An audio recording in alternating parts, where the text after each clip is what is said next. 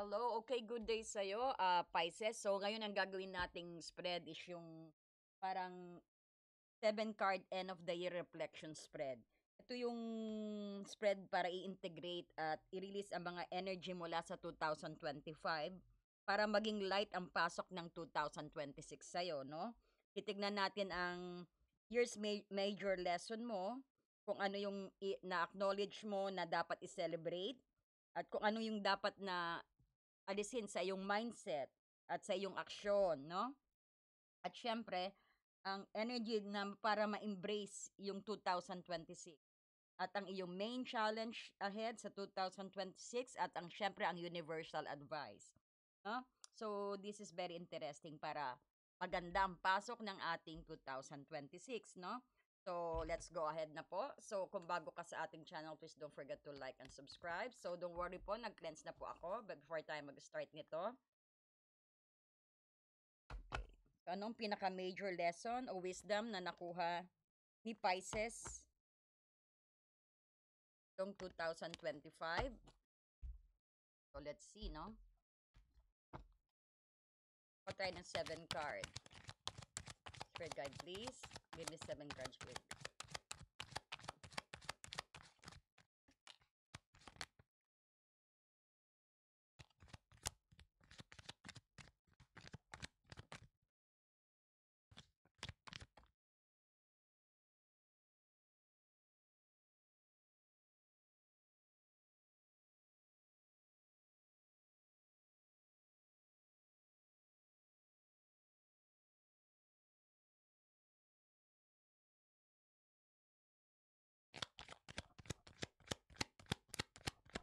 Three more cards, spirit guide.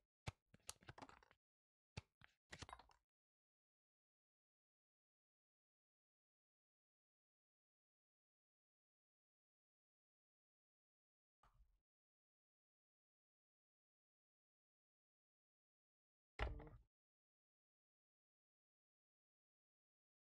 four.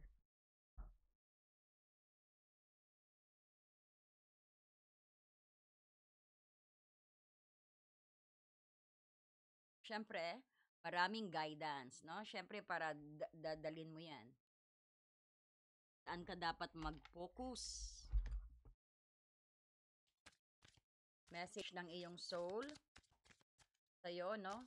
Para mapagaang ang iyong 2026. Yan.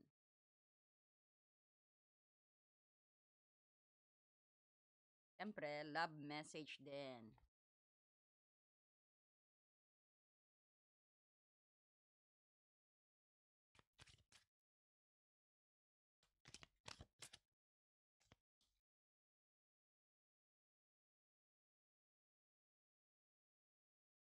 Reminiscing, making memories. Siyempre, kung anong dapat bibigyan ko kayo ng healing oracle, no? Yung healing energy para sa inyong December. Energy po.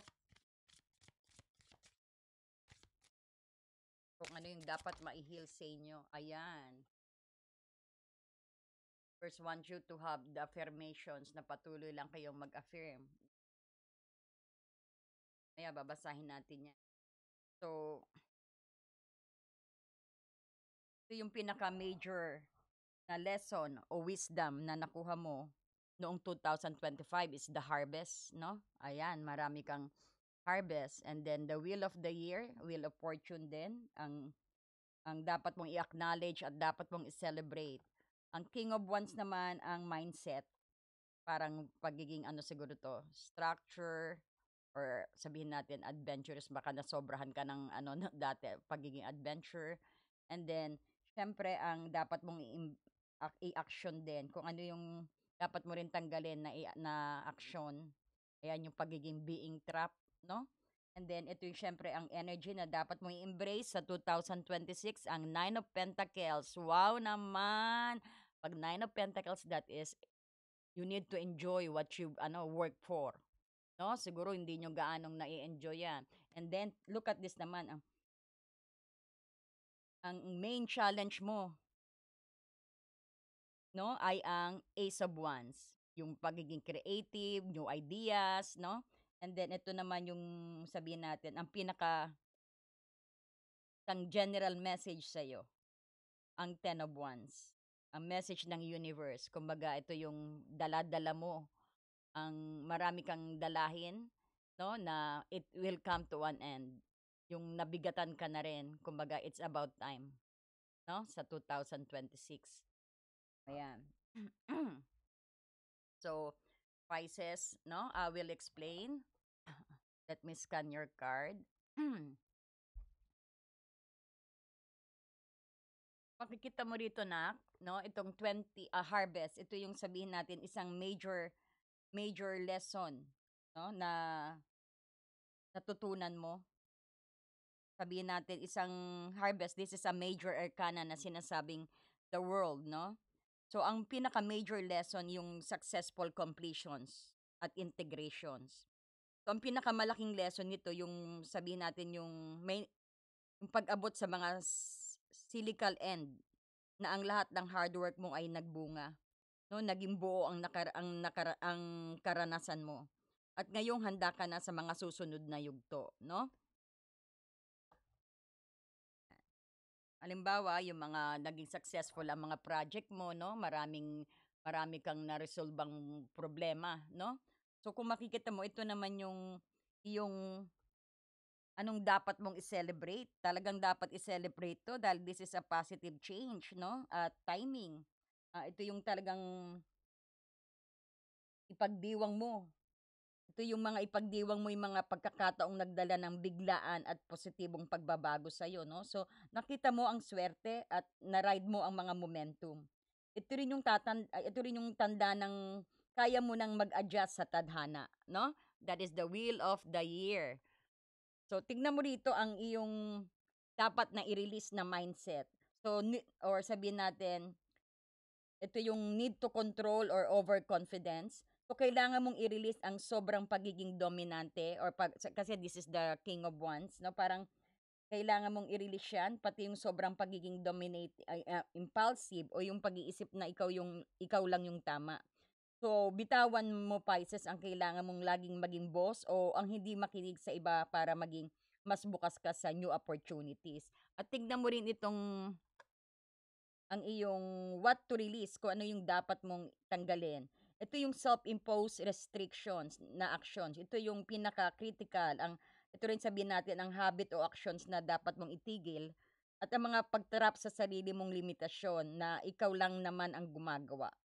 So tanggalin mo yung blindfold mo para humakbang ka palabas sa mga cage na gawa ng sarili mong takot o ang pagdududa.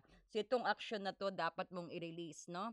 Buksan mo ang piring mo rito as you could see para makita mo na makakahakbang ka para matanggal mo yung sitwasyon na yan. Medyo dito, ito yung pagiging trap, self-sabotage mo sarili mo, no? So, I wanted to explain more dito sa King of Wands kasi ang medyo fiery siguro ang naging mindset mo, no? Ito yung parang pagiging masyado ka kasing confidence, which is good naman, pero siguro nasobrahan. So, yan din yung pinapa-release na mindset mo, no? Yung pagiging bossy, na sinasabi rito Pisces. Kasi parang hindi bagay sa'yo kasi very soft ka, you're Pisces eh. Parang ganon ang sabi. And then tignan mo naman ang energy na sa 2026 na i-embrace mo na, ito yung self-sufficiency, refinement at independence. So, ang energy na kailangan mong yakapin ay yung pagiging independent, confident at financially secure, no? Focus sa personal pleasure. So, some of you naman kulang sa confident nito, no? So, just take what resonate po, no? So, mas kilala nyo yung sarili nyo. Kumbaga, this is a reminder po at guidance, no? So, focus ka rin dito dapat sa personal pleasure mo, sa elegance at pag enjoy sa mga bagay na pinaghirapan mo nang walang dependence sa iba. Ito yung energy na dapat mong embrace sa 2026. Ayan, kasi panay harvest ka, you got the world and you got the wheel of fortune, no? Talagang completions, talagang yung cycle mo, parang worth ang mga month mo this 2025. At nakikita mo itong the main challenge mo, starting new project or sabihin natin ang pinaka-challenge mo sa is yung mag-start ng new project or try to find some passions dito. Because ang challenge ito yung kailangan mo ng bagong spark or idea o proyekto na sasalihan. Sabihin din natin kasi matapos ang mga completions mo rito sa harvest, no? Kailangan mo magsimula ulit. At ang mga hamon ay ang paghahanap din ng tamang inspirasyon para sa next na big step mo, nak, no? Ayan. So, nakikita mo itong universal advice sa'yo, no? Ang Ten of Wands. Do not overburden yourself, ang sabi ng universe sa'yo. So, ang payo ng universe ay simple, no? Huwag mong bitbitin ang lahat ng pasanin, no? May tendency kang akuin kasi ang mga responsibility ng iba o magdala ng sobrang workload para maging magaan ang iyong 2026. Dapat matuto kang mag-delegate, no? Ihati-hatiin. Mag-set ka rin ng boundaries at i-let go mo yung hindi mo dapat responsibilidad, no? Huwag mong akuhin ang lahat. So kung makikita mo rito, nak, no? Ang 2025 mo, ito yung year ng parang completions and faith. Ayan yung harvest mo, ayan yung wheel of fortune mo. Kumbaga, natapos mo ang cycle ng yung cycle at pati yung road ng waves of destiny, no? So ang kailangan mong i-release ay ang King of Wands at ang ano, no, at ang Eight of Atoms. Ito yung pagiging masyadong demanding or controlling at ang self-doubt sa paglilimita sa iyo, no? Ito yung self-doubt na paglilimita sa sarili mong kakayahan. So kailangan ang focus mo sa 2026 ay ang Nine of Pentacles. Ito yung magiging independent at mag-enjoy sa success mo at maging mas refined ka sa buhay mo, no? At huwag kang matakot sa mga bagong hadikain mo or sa mga bagong simula. Pero tandaan mo, huwag mong pabigatin ang sarili mo. Yan ang dapat mong isaalang-alang sa 2026. So, napakalino ng message para sa'yo. Ang 2026 ay isang tungkol sa enjoyment at boundaries matapos ang taon ng hard work up cycle mo ng 2025. So, ito, ang sabi ng soul mo naman, what risk can I take today? So, be not mistaken, you will have to take bigger risks than you ever thought possible on this path towards your dreams. You will have to take the big scary leap but do not fret because your soul has a wings. Ang sabi sa'yo sa 2026, ah parang wag kang magkamali, you will have talagang meron kang isang parang scary big leap of faith daw. Parang this is a prediction sa'yo sa 2026 na parang may susubukan ka na nakakatakot at napakalaking bagay na yan. Pero wag ka raw matakot, no? Dahil ang soul mo ay may pakpak para tulungan ka. Ngayon na ito, gawin mo to. Tanongin mo yung sarili mo, what risk can you take to move towards your dreams? Make a decisions and do it. Ayan, because the 2026 is opening. No? Huwag ka na mag-isip, kumilos ka na lang. Maging matapang ka at maging be brave at courageous and you will at madidiscover mo kung sino ka talaga, kung ano kang made of. Yan ang sabi sa iyo. What risk can I take today? Wow, this is good. No? Kung nakikita mo affirmations, as you could see, bigyan kita ng energy healing. You could follow and so ano natin, mag-heal lang tayo. Ito yung listen to yourself and acknowledge what you need. No? Parang I'm gonna send you some energy healing. Thank you, Father. Thank you. Sending energy healing for Pisces. Para maging magaan ang kanya 2020. Okay, follow me, Nak, no? I listen to myself and acknowledge my needs. I assert myself and retain my power. I am brave and gentle. I don't have to be afraid of others. I respect myself and I'm respected by others. So simulan nyo po na sa time na napanood nyo to, ulit-ulitin nyo po yung video or sabihin natin, ilalagay ko po ito sa thumbnail, yung picture nito para masundan nyo po, pwede nyo pong gawing affirmations ito, no?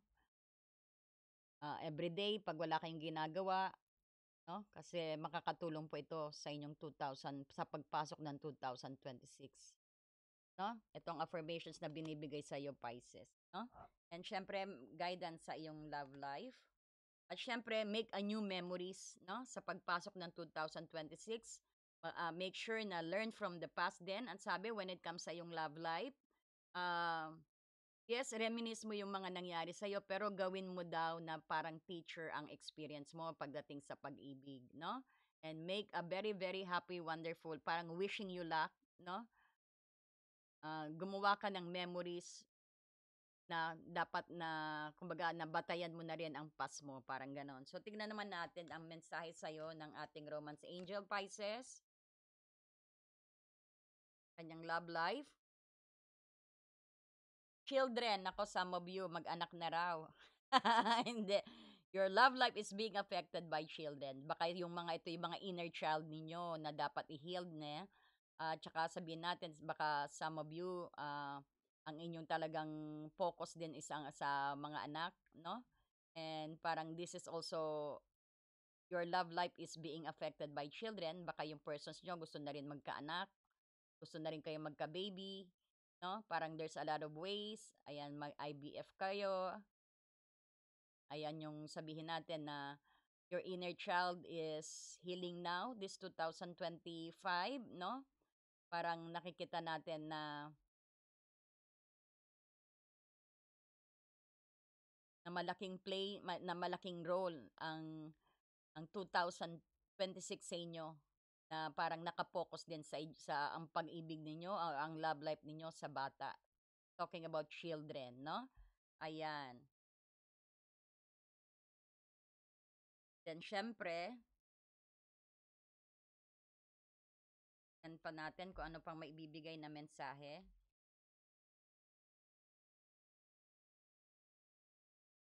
Ay, yung pag-ibig. Ayan, balance daw. Expect some balance din sa iyong pag-ibig, no? This is Love Oracle. Love is not always about agreeing just for the sake of it, but a great relationship is one that both support and challenge. So tatandaan nyo, dapat ang pagmamahal, give and take, hindi lang ikaw yung bigay ng bigay, dapat din makatanggap ka rin. No, dapat daw ang talagang pinaka relationship, ito yung nagsusuportahan sa isa't isa, no? At yung at parehas kayong sabihin, nilalabanan ang mga challenge, no? So, that is make the relationship balance, yan ang sabi. Ayan. Then, meron pa, friendship, ang advice pa sa'yo when it comes sa yung love life na tatahakin mo, o so kahit may current relationship ka na sa 2026 din, isamahan mo ng friendship ang inyong relationship, ang iyong love life. Ibig sabihin, in-nurture mo ang bond ng friendship sa relationship. No? Kumbaga, hindi lang yung seryoso kayong relationship, but lagyan nyo daw ng konting laro, playful, yung pagiging open to each other, no? Ayan, nagsasabihan kayo ng problema, ganyan. How you treat your friends, ganyan din daw ang ilagay nyo sa inyong relationship. At makikita mo ang pagbabago ng iyong love life at mai-improve daw, yan ang sabi, no? Ayan, very nice. So, this is just brief, no? Para sa'yo na, parang at least gusto ko rin magkaroon ka ng guidance at maging magaang ang iyong pagpasok ng 2026, no, na dapat din na pwede na rin natin pag-isip-isipan itong 15 to 31, no, na pwede natin i-apply yan, have some realizations, no, itong mga natitirang linggo. Kaya ako binigay ang spread na to sa'yo, no? Okay, Pisces, thank you so much and Merry Christmas and Happy New Year sa'yo. Maraming salamat sa mga nag-subscribe at marami rin pong salamat sa mga nag-share ng ating video at mga nag-join. Baka doon na po yung welcome reading ninyo sa ating last time na no? Last time na live para sa members, no? Ayan. So marami pong salamat and God bless you all. Thank you po.